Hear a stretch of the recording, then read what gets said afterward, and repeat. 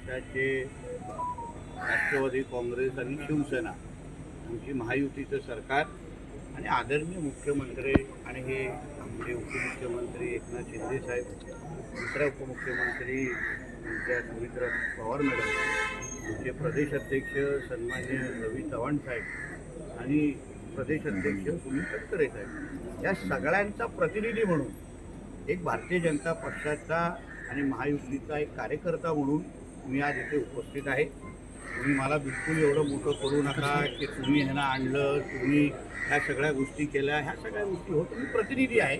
शेवटी राज्याचे मुख्यमंत्री देवेंद्र फडणवीस साहेब ज्या पद्धतीने आज राज्यामध्ये काम करत आहेत, राज्याला पुढे घेऊन जात आहे आणि म्हणून आज सब कुछ देवाभाऊ अशीच परिस्थिती आहे.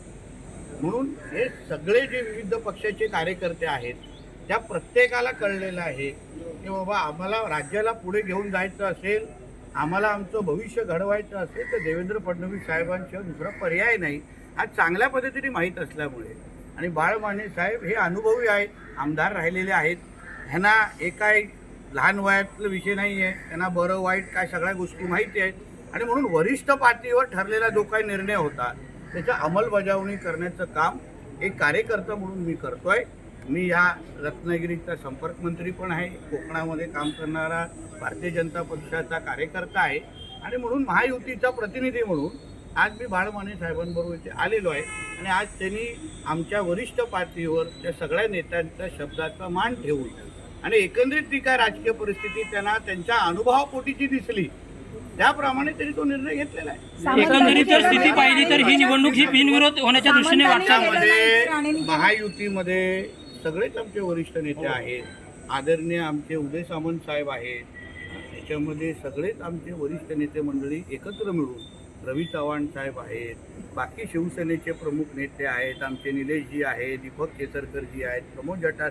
शेवटी हा जेव्हा एवढा मोठा निर्णय होतो तेव्हा आम्ही महायुती म्हणून एकत्र ठरवतो.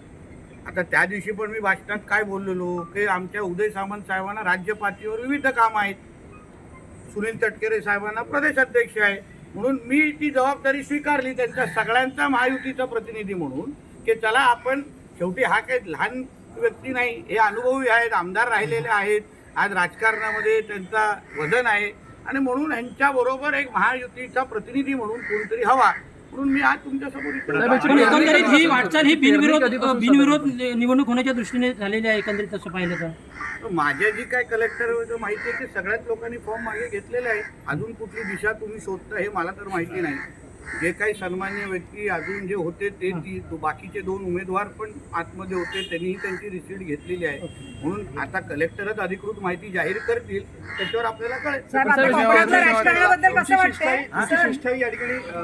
एक परत सांगतो, आदरणीय मुख्यमंत्री साहेबांच्या ह्या सगळ्या प्रयत्नांनी आणि त्यांनी जे काही एकंदरीत महाराष्ट्राच्या दिशेने पुढे घेऊन जात आहेत आणि म्हणूनच आम्ही सगळेजण त्यांच्या आदेशावर काम करणारे कार्यकर्ते. कोकणातल्या राजकारणावर कसं वाटतंय आता? वेगळं चित्र आता निर्माण गरम वाटतंय.